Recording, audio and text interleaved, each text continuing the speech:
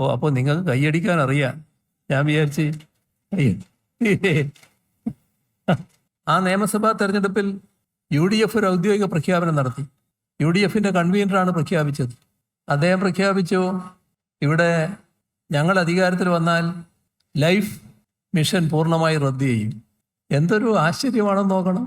പാവങ്ങൾക്കുള്ള വീട് അത് പൂർണ്ണമായി നിഷേധിക്കും എന്നാണ് UDF പറഞ്ഞത്. വടക്കാഞ്ചേരി MLA സ്വീകരിച്ച നിലപാട് തന്നെ UDFിനോടും ജനങ്ങൾ സ്വീകരിച്ചു എന്നുള്ളത് മറ്റൊരു കാര്യം. അവരെ തിരഞ്ഞെടുക്കപ്പെട്ടാലല്ലേ ലൈഫ് മിഷൻ റദ്ദാക്കാനാവും. അതുകൊണ്ട് ജനങ്ങൾ കേരളത്തിൻ്റെ ചരിത്രം തിരുത്തി LDFന് 2021 തുടർഭരണം സമ്മാനിച്ചു. അത് അങ്ങനെ ജനങ്ങൾ തീരുമാനിച്ചിരുന്നില്ലെങ്കിൽ ഈ ലൈഫ് മിഷൻ്റെ സ്ഥിതി എന്താകുമായിരുന്നു? നമ്മുടെ കേരളം പല കാര്യങ്ങൾക്കും മാതൃക സൃഷ്ടിച്ച നാടാണ്. 2016 LDF സർക്കാർ അധികാരത്തിൽ വന്നപ്പോൾ എല്ലാ ദിവസവും ലഭിക്കുന്ന നിവേദനങ്ങളിൽ ഏറ്റവും കൂടുതൽ വീട് വേണമെന്ന് പറഞ്ഞുള്ളതായിരുന്നു. അതിന് സഹായം ലഭിക്കണമെന്ന് പറഞ്ഞുള്ളതായിരുന്നു. അത് സാധാരണ നിലക്ക് ഊഹിക്കാവുന്നതിനപ്പുറമുള്ള എണ്ണം അപേക്ഷകരുടേതായിരുന്നു. അങ്ങനെ വന്നപ്പോൾ ഇതൊരു പൊതുവായ പ്രശ്നമാണല്ലോ, എങ്ങനെയാണ് ഈ പ്രശ്നത്തെ അഭിമുഖീകരിക്കുക എന്ന ഒരു ചർച്ച നടന്നു. അതിൽ പ്രധാന പങ്കുവഹിച്ച ഒട്ടേറെ പേരുണ്ട്. ഈ ആശയം ഒരു വ്യക്തിയിൽ നിന്നാണ് ആദ്യം ഉയരുന്നത്. അദ്ദേഹം അന്ന് പ്രധാനപ്പെട്ട ഒരു തസ്തികയിൽ മുഖ്യമന്ത്രിയുടെ ഓഫീസുമായി ബന്ധപ്പെട്ടുകൂടി പ്രവർത്തിക്കുകയായിരുന്നു. അത് ചർച്ച ചെയ്തപ്പോൾ ഒരു പദ്ധതി വിശദമായി തയ്യാറാക്കാൻ നിർദ്ദേശിച്ചു. അങ്ങനെ തയ്യാറാക്കിയ പദ്ധതി എല്ലാ തലങ്ങളിലും ചർച്ച ചെയ്തു. അതിനെക്കുറിച്ച് അഭിപ്രായം പറയേണ്ടി വന്നവരെല്ലാം ആ പദ്ധതിയെ അംഗീകരിക്കുന്നില്ലാണുണ്ടായത്. അത്തരത്തിൽ ഒരു പദ്ധതി തീരുമാനിക്കുന്നതിന് മുൻപ് കേന്ദ്ര ഗവൺമെൻറ്റിൽ പ്രധാനമന്ത്രി അടക്കമുള്ളവരുമായി ചർച്ച ചെയ്തു. ഈ പദ്ധതിയുടെ ഒരു ഭാഗത്ത് ഇപ്പോൾ ഭവന നിർമ്മാണം എങ്ങനെയൊക്കെ നടക്കുന്നുണ്ടോ അതെല്ലാം ഈ പദ്ധതിയിൽ ഉൾച്ചേർക്കാം എന്ന് കണ്ടിരുന്നു. ഇപ്പോൾ കേരളത്തിലുള്ള വിവിധ വകുപ്പുകൾ നടത്തുന്ന ഭവന നിർമ്മാണ പദ്ധതിയുണ്ട്. കേന്ദ്ര ഗവൺമെൻറ് സഹായിച്ചുകൊണ്ട് നടക്കുന്ന ഭവന നിർമ്മാണ പദ്ധതികളുണ്ട്. ഇതെല്ലാം ഇതിൻ്റെ ഭാഗമായി ഉൾച്ചേർക്കുക. അത് പ്രധാനമന്ത്രിയെ തന്നെ കണ്ട് സംസാരിച്ചു. അതിനോട് പൂർണ്ണ യോജിപ്പ് ആ ഘട്ടത്തിൽ പ്രധാനമന്ത്രിയും പ്രകടിപ്പിച്ചു. അങ്ങനെ കേരളത്തിൽ നടക്കുന്ന എല്ലാ ഭവന നിർമ്മാണ പദ്ധതികളും ഏകോപിപ്പിച്ചുകൊണ്ട് ഒരു വലിയ പദ്ധതി, വീടില്ലാത്തവർക്ക് വീട് നിർമ്മിക്കുക. വീടില്ലാത്തവർ രണ്ട് തരമുണ്ട്. സ്ഥലമുണ്ട്, സ്വന്തമായി വീടില്ല. മറ്റൊന്ന് വീടും സ്ഥലവുമില്ല. ആദ്യഘട്ടത്തിൽ മുൻഗണനയോടുകൂടി നടപ്പാക്കാൻ നോക്കിയത് നേരത്തെയുള്ള വിവിധ പദ്ധതികളുടെ ഭാഗമായി പണി ആരംഭിച്ച് ഇടക്ക് നിന്നുപോയി പിന്നീട് തുടരാൻ കഴിയാതെ ഇട്ട വീട് നിർമ്മാണമുണ്ട്. ആ വീടുകൾ ആദ്യഘട്ടത്തിൽ പൂർത്തീകരിക്കുക. അങ്ങനെ ആ വീടുകൾ പൂർത്തീകരിക്കാനുള്ള പ്രവർത്തനമാണ് ആദ്യം ഏറ്റെടുത്തത്. ഒരു വീടിന് 4 ലക്ഷം രൂപ ചെലവിടാനാണ് കണ്ടത്. നമ്മുടെ ആദിവാസി മേഖലകളിൽ വലിയ യാത്രക്കുള്ള അസൗകര്യം, നിർമ്മാണത്തിനാവശ്യമായ സാധനങ്ങൾ എത്തിക്കാനുള്ള വിഷമം, അതിൻ്റെ ഭാഗമായി നിർമ്മാണ ചെലവ് കൂടുന്നത് എല്ലാം പരിഗണിച്ച് പൊതുവെ 4 ലക്ഷമാണെങ്കിലും അത്തരം കേസുകളിൽ 6 ലക്ഷം രൂപ വരെ കൊടുക്കാമെന്ന് നിശ്ചയിച്ചു. എവിടം വരെയാണോ പണി തീർന്നത് അതിനപ്പുറത്തുള്ള പണി പൂർത്തിയാക്കാൻ ലൈഫ് പദ്ധതിയുടെ ഭാഗമായി ഓരോ ഘട്ടത്തിൽ നിശ്ചയിച്ചിട്ടുള്ള പണമുണ്ട്. ആ ബാക്കി നിർമ്മിക്കുന്നതിനാവശ്യമായ പണം നൽകുന്ന നിലയാണ് അക്കാര്യത്തിൽ സ്വീകരിച്ചത്. അങ്ങനെ ആദ്യഘട്ടത്തിൽ ആ വീടുകളെല്ലാം ഒരു കാലവും ഇനി പൂർത്തിയാകില്ല എന്ന് കരുതി വിഷമിച്ച് നിന്ന ആ കുടുംബങ്ങളുടെ വീടുകളെല്ലാം പൂർത്തിയായി. അതോടൊപ്പം സ്ഥലമുണ്ട്, വീടില്ല. അവർക്ക് വീട് നിർമ്മിക്കാനുള്ള സഹായം നൽകുന്ന നടപടിയായി. അതിൻ്റെ ഭാഗമായുള്ള വീട് നിർമ്മാണം ആരംഭിച്ചു. അതോടൊപ്പം തന്നെ സ്ഥലവുമില്ല, വീടുമില്ല. അവർക്ക് വേണ്ടി ഫ്ലാറ്റുകൾ നിർമ്മിക്കാനാണ് നിശ്ചയിച്ചത്. ഫ്ലാറ്റ് നിർമ്മാണത്തിലേക്ക് കടന്നപ്പോൾ പ്രായോഗികമായൊരു പ്രശ്നമുണ്ടായി. ഉദ്ദേശിച്ചതിനേക്കാളും വലിയ ചെലവ് ഫ്ലാറ്റുകൾ നിർമ്മിക്കുന്നതിന് വരുന്നു. ചില ഫ്ലാറ്റുകൾ പൂർത്തിയായി, ചിലത് ഇപ്പോഴും പൂർത്തിയാകാനുണ്ട്. നല്ല പുരോഗതി ആ കാര്യത്തിലുണ്ട്. എന്നാൽ ഫ്ലാറ്റ് നിർമ്മാണമല്ല, ഒറ്റയൊറ്റ വീടുകൾ നിർമ്മിക്കുന്നത് തന്നെയാണ് നല്ലത് എന്ന് പിന്നീട് കണ്ടു. പക്ഷെ അപ്പോൾ അതിനുണ്ടായ പ്രയാസം വീടുകൾ നിർമ്മിക്കുന്നതിനാവശ്യമായ സ്ഥലത്തിൻ്റെതാണ്. അതിന് സ്ഥലം തദ്ദേശ ഭരണ സ്ഥാപനങ്ങളുടെ കയ്യിലുണ്ടെങ്കിൽ അവരത് നൽകാൻ സന്നദ്ധരായി. ഏതെങ്കിലും വകുപ്പുകളുടെ കയ്യിൽ വീട് നിർമ്മിക്കാൻ പറ്റിയ സ്ഥലം ഉണ്ടെങ്കിൽ അതും ലഭ്യമാക്കുന്നതിന് നടപടിയെടുത്തു. പക്ഷെ അതുകൊണ്ട് ആവശ്യത്തിനാകെയുള്ള വീട് ലഭിക്കാതെ വന്നു. അപ്പോൾ ഇത്തരം സ്ഥലം സംഭാവന ചെയ്യാൻ നല്ല മനസ്സുള്ള ആളുകളുടെ സഹായം സ്വീകരിക്കാൻ തീരുമാനിച്ചു. അങ്ങനെയാണ് മനസ്സോട് ഇത്തിരി മണ്ണ് എന്ന പദ്ധതി ആരംഭിക്കുന്നത്. അതിൽ നല്ല നിലക്ക് പങ്കെടുത്തവരുണ്ട്, നല്ല നിലക്ക് സഹായം നൽകിയവരുണ്ട്. ലൈഫ് പദ്ധതിയുടെ പ്രധാനമായ ഭാഗം നാടാകെ അതുമായി സഹകരിക്കാൻ തയ്യാറായി എന്താണ്.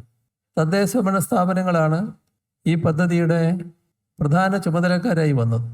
ഓരോ തദ്ദേശഭരണ സ്ഥാപനവും ഇതിൻ്റെ ഭാഗമായുള്ള വീട് നിർമ്മാണത്തിൽ നേതൃത്വപരമായ പങ്കുവഹിച്ചു. ചിലയിടങ്ങളിൽ ജനങ്ങൾ സ്വയമേവ മുന്നോട്ട് വന്ന് സഹായിക്കുന്ന നിലയുണ്ടായി. അത്തരം സഹായങ്ങൾ വന്നപ്പോൾ നല്ല നിലക്ക് വീടുകൾ പൂർത്തീകരിക്കാനായി.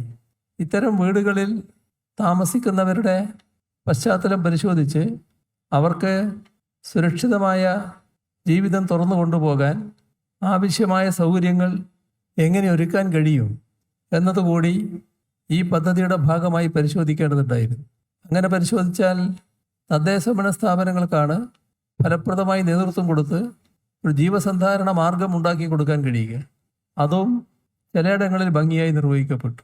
നല്ല നിലക്ക് ഈ പദ്ധതി മുന്നോട്ട് പോകുമ്പോൾ ആ പദ്ധതി ചിലർക്ക് കണ്ണിലെ കരടായി മാറി.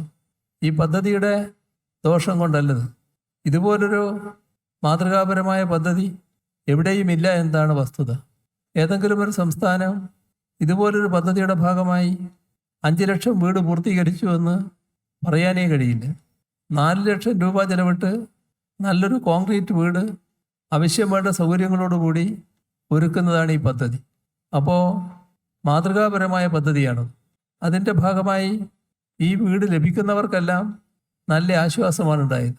മാത്രമല്ല ഓരോ കുടുംബവും ആ കുടുംബത്തിൻ്റെ ആത്മാഭിമാനം വൻതോതിൽ ഉയരുന്ന നിലയുണ്ടായി. ഒരു വീട് സ്വപ്നം കണ്ട് ആ സ്വപ്നത്തോടെ മണ്ണടിഞ്ഞു പോയവരായിരുന്നു ഈ പാവങ്ങളെല്ലാം.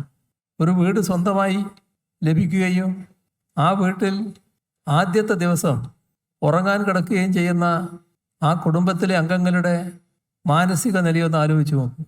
അവിടെ എല്ലാവരും നല്ല അഭിമാനബോധത്തിലായിരിക്കും. എൻ്റെ സ്വന്തം വീട്ടിൽ കിടക്കുന്നു, ആ വീടിൻ്റെ മേലെ നോക്കിക്കൊണ്ട് കിടക്കുന്ന ആ ഓരോ കുടുംബാംഗത്തിൻ്റെയും അവസ്ഥ നല്ല തോതിൽ അഭിമാനപൂരിതമായതായിരിക്കും.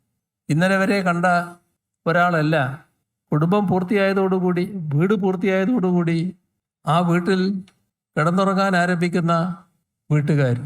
ഇത് ഒരു വ്യക്തിയുടെയോ ഒരു കുടുംബത്തിൻ്റെയോ മാത്രം പ്രശ്നമല്ല. 5 ലക്ഷം വീട് ഒരു വീട്ടിൽ ചുരുങ്ങിയത് 4 പേർ എന്ന് കണക്കാക്കിയാൽ 40 ലക്ഷം 20 ലക്ഷം ആളുകൾ ഇതിൻ്റെ ഭാഗമായി വരികയാണ്. അപ്പോൾ 20 ലക്ഷം ആളുകൾ കേരളത്തിൽ ഇന്നലെ വരെ ഉള്ളവരല്ല. അതാണ് ലൈഫ് മിഷൻ്റെ ഭാഗമായി വന്ന പ്രത്യേകത. എല്ലാവരും സന്തുഷ്ടരാണ്. ഇതിൽ വീട് ലഭ്യമാകുന്നത് ആർക്ക് എന്നത് നേരത്തെ ചില മാനദണ്ഡങ്ങൾ നിശ്ചയിച്ചിട്ടുണ്ട്. ആ മാനദണ്ഡപ്രകാരം അർഹതയുള്ളവർക്കാണ് ലൈഫിൽ വീട് ലഭിച്ചത്. അക്കാര്യത്തിൽ മറ്റൊന്നും പരിഗണനാ വിഷയമായിട്ടില്ല.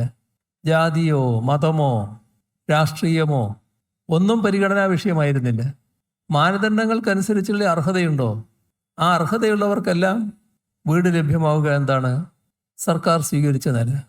അങ്ങനെ കണ്ടെത്തിയവരെ വിശദമായ ആലോചനക്കും പര്യാലോചനക്കും ശേഷമാണ് തദ്ദേശഭരണ സ്ഥാപനങ്ങൾ സ്തുത്യർഹമായ പങ്കാണ് ഈ അർഹരെ കണ്ടെത്തുന്നതിൽ വഹിച്ചിട്ടുള്ളത്. തീർത്തും ജനാധിപത്യപരമായി കണ്ടെത്തുകയാണുണ്ടായത്. ഒരു പ്രത്യേകത, ഇവരെല്ലാം സമൂഹത്തിൽ പാവപ്പെട്ടവരാണ് എന്നതാണ്. ആ പാവപ്പെട്ടവർക്കുള്ള വീട് 5 ലക്ഷം വീട് പൂർത്തീകരിക്കാൻ കഴിഞ്ഞു എന്നത് കേരളത്തെ പൊതുവിൽ അഭിമാനം കൊള്ളിക്കുന്ന കാര്യമാണ്. നമ്മുടെ നാടിനല്ലാതെ മറ്റേതെങ്കിലും ഒരു നാടിന് ഇത്തരത്തിൽ ഒരു വീട് പൂർത്തിയാക്കാൻ കഴിയുമോ? ഒരു വീടിന് 75,000 രൂപ കൊടുക്കുന്നവരുണ്ട്. ഒരു വീടിന് പരമാവധി വന്നാൽ 1.5 ലക്ഷം രൂപ കൊടുക്കുന്നവരുണ്ട്. ഈ പറഞ്ഞ തുക കൊണ്ട് വീട് പൂർത്തിയാക്കാനാവുമോ? തങ്ങളും വീടിന് സഹായിച്ചു എന്ന